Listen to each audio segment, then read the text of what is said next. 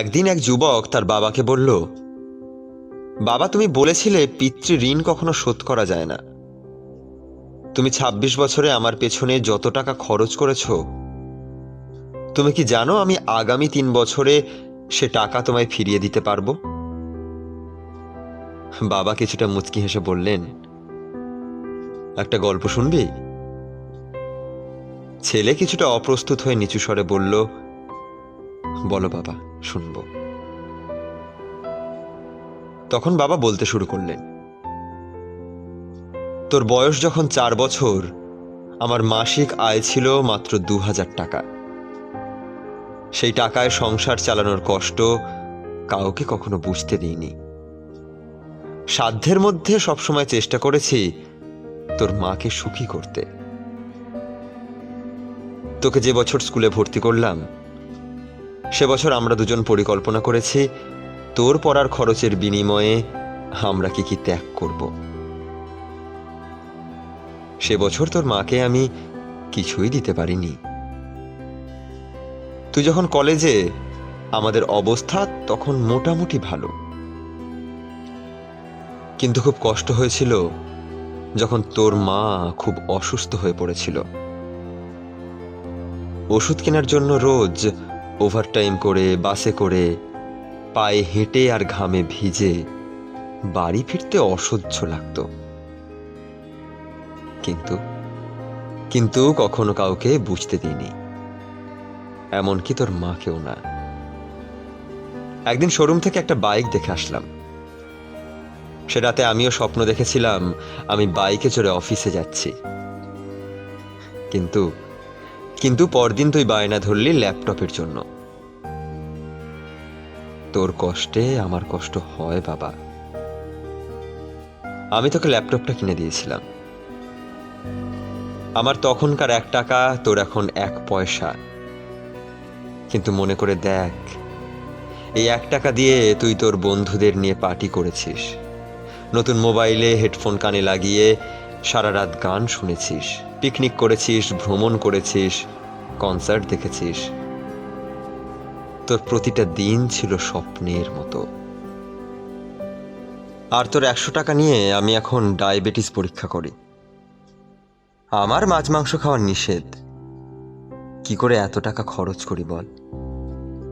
তোর টাকা নিয়ে তাই আমি কল্পনার হাট বসাই।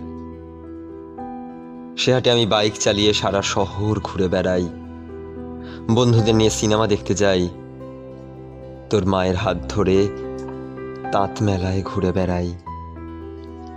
বাবারা নাকি কিপটে হয়, আমিও আমার বাবাকে তাই ভাবতাম।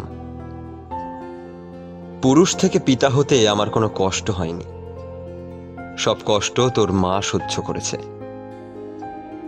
কিন্তু বিশ্বাস কর, পিতা থেকে দায়িত্বশীল পিতা হবার কষ্ট একজন পিতাই বোঝে। যুগে যুগে সর্বস্থানে মাতৃবন্দনা হলেও পিতৃবন্দনা কোথাও দেখেছিস? পিতৃবন্দনা আমি আশাও করি না। সন্তানের প্রতি ভালোবাসা কোনো পিতা হয়তো প্রকাশ করতে পারে না, তবে কোনো পিতা কখনোই সন্তানের প্রতি দায়িত্ব পালনে বিচ্যুত হয় না রে। আমি তোর পেছনে আমার যে কষ্টে অর্জিত অর্থ ব্যয় করেছি, তা হয়তো তুই ৩ বছরে শোধ দিতে পারবি, কিন্তু যৌবনে দেখা আমার স্বপ্নগুলো, যে স্বপ্নের কাঠামোতে দাঁড়িয়ে তুই আজ তোর ঋণ শোধের কথা বলছিস, সেই স্বপ্নগুলো কি আর কোনোদিন বাস্তব রূপ পাবে? আর যদি বলিস, বাবা আমি তোমার টাকা না, তোমার ভালোবাসা তোমায় ফিরিয়ে দেব, তাহলে বলবো, বাবাদের ভালোবাসা কখনো ফিরিয়ে দেওয়া যায় না। তোকে একটা প্রশ্ন করি, ধর তুই, আমি আর তোর খোকা ৩ জন একই নৌকায় বসে আছি। হঠাৎ নৌকাটা ডুবতে শুরু করলো। যে কোনো একজনকে বাঁচাতে পারবি তুই, কাকে বাঁচাবি? ছেলে হাজার চেষ্টা করেও কিছু বলতে পারছে না। উত্তর দিতে হবে না তোকে। ছেলেরা বাবা হয়, বাবা কখনো ছেলে হতে পারে না। পৃথিবীতে সবচেয়ে ভারী জিনিস কি জানিস? পিতার কাঁধে পুত্রের লাশ। আমি শুধু সৃষ্টিকর্তার কাছে একটা জিনিস চাই, আমার শেষ যাত্রায় যেন আমি আমার ছেলের কাঁধে চড়েই যাই।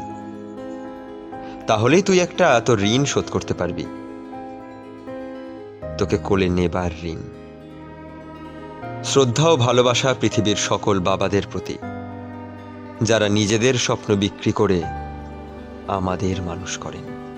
আমাদের ভিডিওগুলো ভালো লাগলে আমাদের ফেসবুক পেজ মাত্রাহীন লাইক দিতে পারেন এবং আমাদের ইউটিউব চ্যানেল মাত্রাহীন সাবস্ক্রাইব করতে পারেন।